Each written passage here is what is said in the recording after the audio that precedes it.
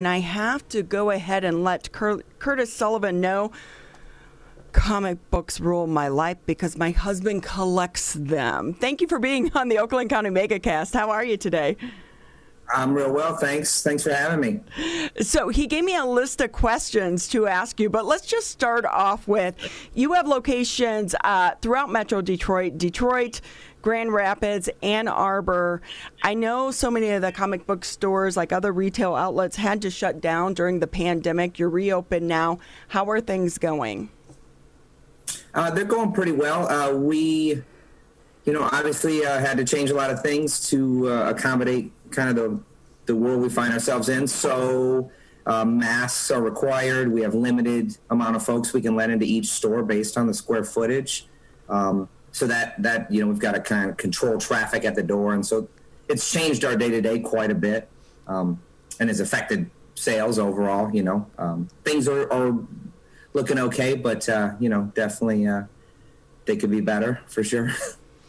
Comic book people, so many of them rely on the old school format of let me get the book and flip the pages, the actual comic book. However, I would imagine during the pandemic, online versions have been coming out for a few years now. Did you see an increase in that avenue of online versus the actual paperback? Not really. No, all the data is pretty hand in hand. Like digital's is there and exists, but it really hasn't. It's grown, but it hasn't really been at the expense of like the print stuff. So, they've kind of grown simultaneously, which is really, really nice. They kind of complement each other.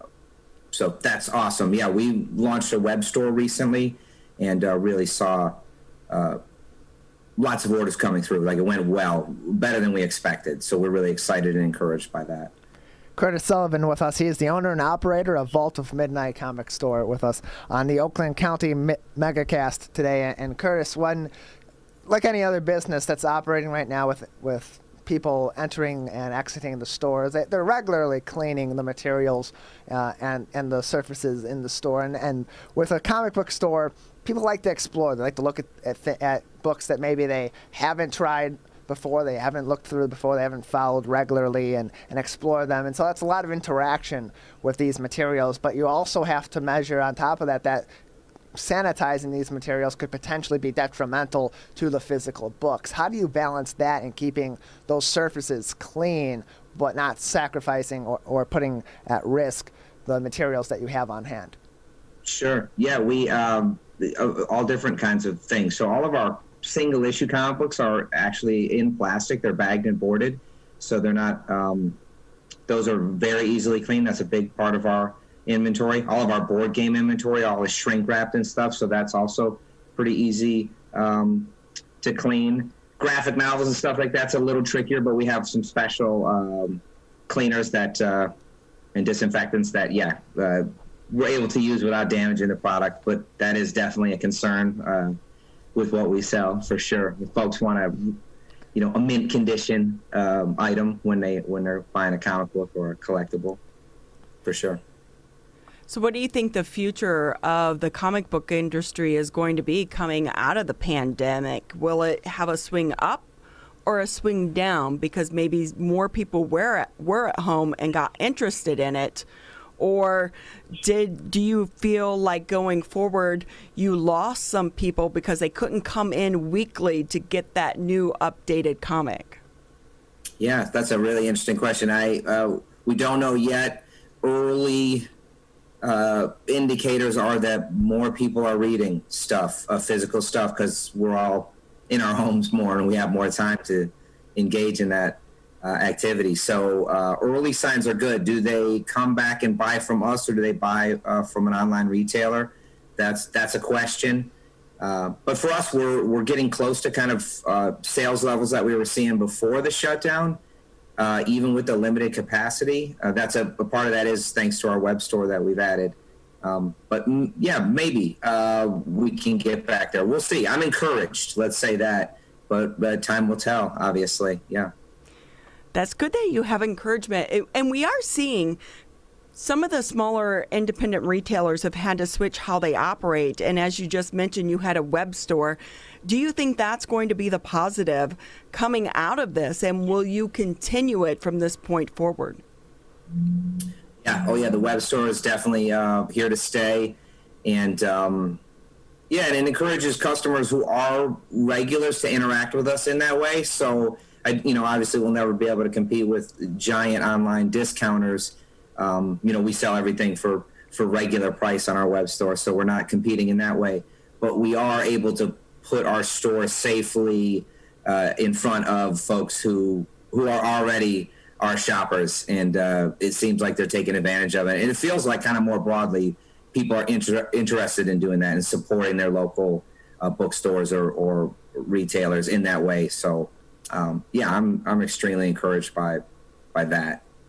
Are you offering any curbside pickup? Because I understand comics typically come out one day a week, and maybe you have regular customers that do get the same books week after week after week. Are you offering them that service? Yeah, we are. So Wednesday is New Comic Book Day every week. You're absolutely right. It's an exciting day every single week. And we do offer mail order and curbside service at all of our locations for sure. Yes, and people do take advantage of it, which is excellent. Most of the cities that we're in have designated parking spots in front of our shops where folks can just, pull right in and they call and we run it out to them. Curtis Sullivan with us. He is the owner and operator of Vault of Midnight with us on the Oakland County MegaCast, joining us today all throughout the local area. Curtis, Ronnie and I aren't comic book people, but we know a few people. We work with a couple people, and Ronnie, of course, her husband Woody, is a comic book fanatic as well. So for those that maybe are not into comic books, but maybe are interested in getting into them at this point in time, what are some titles that you suggest that they can explore right now, or interesting new titles that are out there for those that are comic book regulars to explore? Yeah, so let me say that Woody sounds like my kind of guy. He's got good taste, obviously, likes comic books. But for those who are not already into the hobby or reading comics or reading stories graphically, right? We always ask like what they're into. So what are your favorite TV shows? Are you a science fiction fan? Are you, is there a particular genre that you like? And we kind of try to steer the recommendations based on like other things that they're digging, So if somebody likes Game of Thrones or Westworld, we can really kind of, give them a little more of a curated recommendation, based on what they're already digging, not in a comic book. So some of my recent favorites are a book called Decorum, which is about the universe's most polite assassin. And it's just this really big, epic science fiction thing with obviously some killing. There's an assassin involved. I also like Saga is the book. I usually point to somebody who's never read a comic book before. If they like genre fiction, if they like, if they can handle that, Saga is a guaranteed hit. I've never had anybody not come back for volume 2 on Saga, which is... been going for a long time. There's 54 issues. There's 8 trade paperbacks for it, which are like the collected volumes, and that's a can't miss. If you like, genre fiction, obviously some folks, want a Western, or they want war stuff, or they want maybe autobiographical. So the cool thing about comics is all of those things are available. Like every genre you can think of, every style you can think of that's available in books or film is also available in the graphic format. I mean, you name it, food stuff. The list is endless. Something for everyone. I'm hearing the big buzz right now is about Batman 100. Do you think this could be the return of Robin to the Batman series? Yeah, obviously that question was fed to me. Yeah, of course. Yeah, spoiler alert, I've already read the issue. DC sent out a PDF for that one, so my lips are sealed, but it's a great issue. So my personal favorite superhero is Batman. So I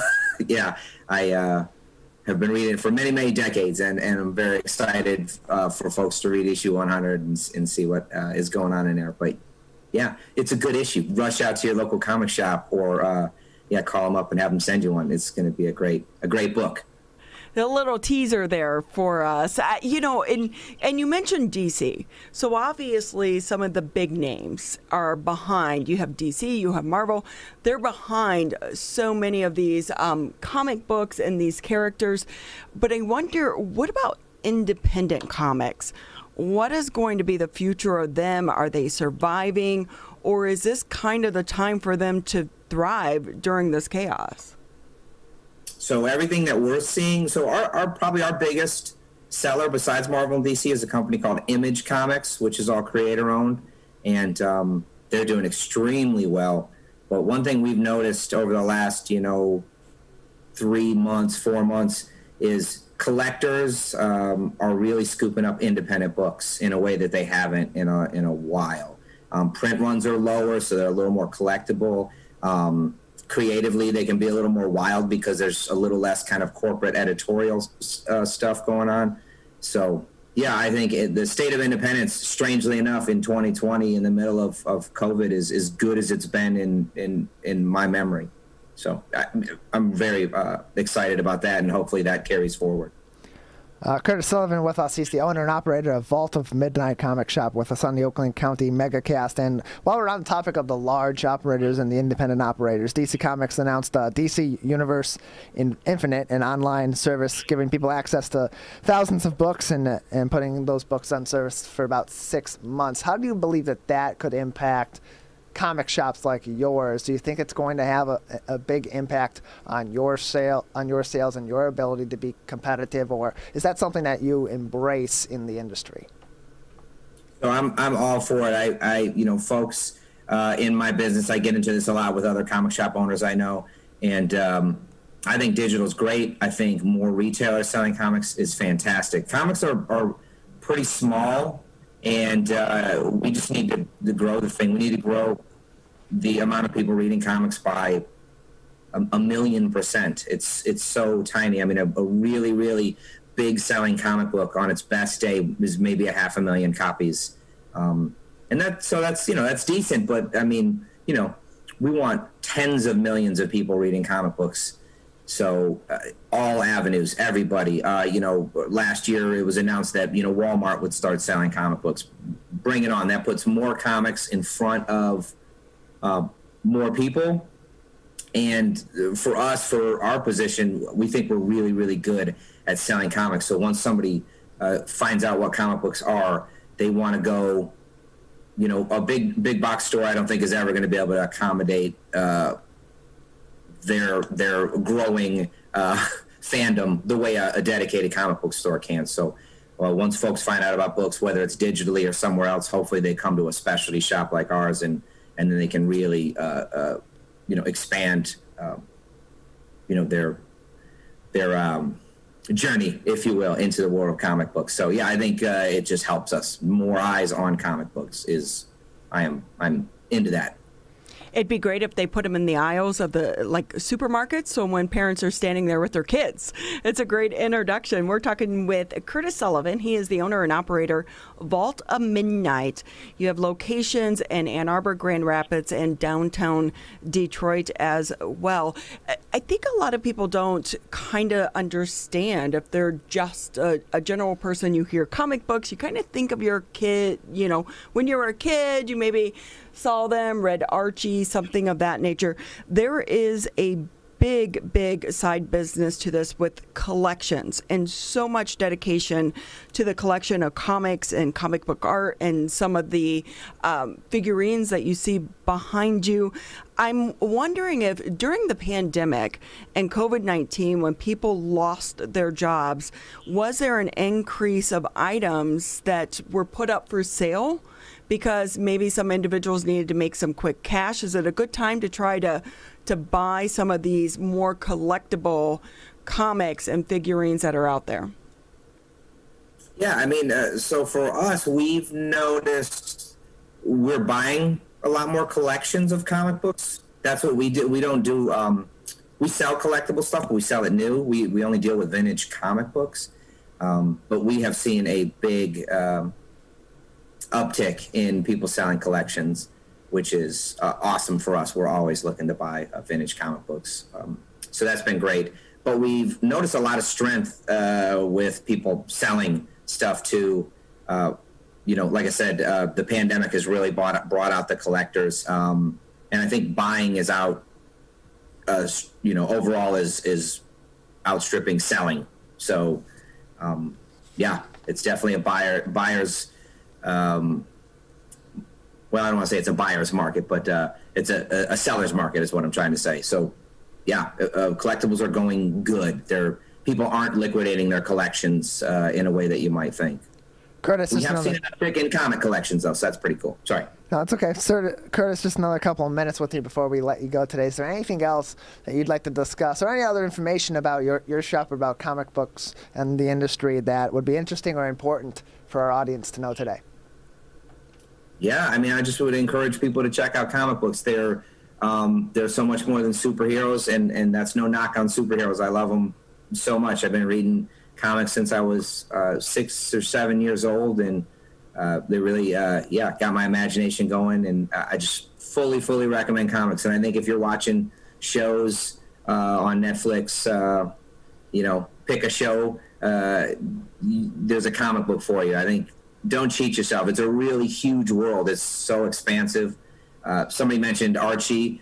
They'll still come out every single week. There's new Archie comics still every week. So folks who, remember these things from when they were a kid and want to show their kids this stuff, it's still around. It's still going strong. So, yeah, I mean, I love comics so much. I'm going on 50, and I love comics as much as I did when I was a tiny little kid. So having this be my job has only kind of grown my excitement for it. And the collecting aspect too. I buy comics and I read them, but I also am a big fan of collecting them. I have them organized in my boxes, and it's a really cool way for me to get nostalgic. When I flip through my collection, I remember, going to a comic convention and buying certain books with friends. So they really bring back a lot of memories. It's not just the book itself in the collection. It's just all the stuff that goes with it. So I recommend the hobby to anyone. First, come into a comic store, check out some comics, see if you like it, then set up a subscription at your local comic shop and make some new friends and start a new hobby. It's a cool thing. I love that you're still so passionate about it, because you think sometimes when you go into a business that you're passionate about, that maybe it would take away from the excitement of the collection. Real quickly, before we let you go, do you think all the new movies that we are seeing, not just the huge blockbusters like Wonder Woman and the superhero ones, but also some of the streaming shows, is that raising the bar and the popularity of some of the old school comic books? Definitely. Yeah. So, for example, when Netflix puts on a new show or movie based on a comic, we immediately see an uptick in sales. Like, folks then immediately come in and want to grab the source material or want to see if there's something beyond what they saw on the screen. So, like Umbrella Academy recently is based on a comic book. I mean, our sales went through the roof. Avatar, the cartoon, which is, 10 years old at least, re-hit on Netflix, and our sales went through the roof. A whole new audience saw that cartoon. And so there's tons of comic books based on Avatar that add to the story that don't exist in the show, right? It's more stuff, original content. So, yeah, I think it's, more eyes on this stuff. People love a good story. They love genre fiction. Genre fiction is just here to stay in a way that it never has been. And, every time, one of these big movies gets made, it's really cool that it does send people through the door, which, Chris, one last question for you. The Price Guide 50th anniversary of the publication, is it still relevant in this age of digital? Yeah, heck yeah. That's the Overstreet's Price Guide. I love it so much. This 50th issue has a cover by an artist named Todd McFarlane, who is one of my favorites from the 90s. He's still around. He's still doing comics. And he did a Spider-Man Spawn cover. So it's the first one I've bought. I only buy one every 5 years or so. But, I got my copy. It's awesome. I love it. It's very nostalgic for me. You can find prices online, but the Overstreet's this really trusted old school guide where it's like recorded sales. and it kind of gives you a longer view. So stuff on the internet, if you're looking up prices, these are like flash prices, right? Is that a long-term price, or is that a price driven by some market movement in the moment, right? A movie release or an announcement about a movie or something that's kind of spiked the price. So Overstreets gives you like a nice kind of long view, if you will. So yes is the answer. Well, thank you so much. We obviously, that was another question that was fed to me. So we have appreciated your time, and we love this conversation. Chris Sullivan, he's the owner and operator of Vault of Midnight. They have locations Ann Arbor, Grand Rapids, and Detroit. Support our small businesses. Explore the comic book world. It's not only exciting, but it's also educational in a different way. So if you have a kid, this might be a way to reach them educational.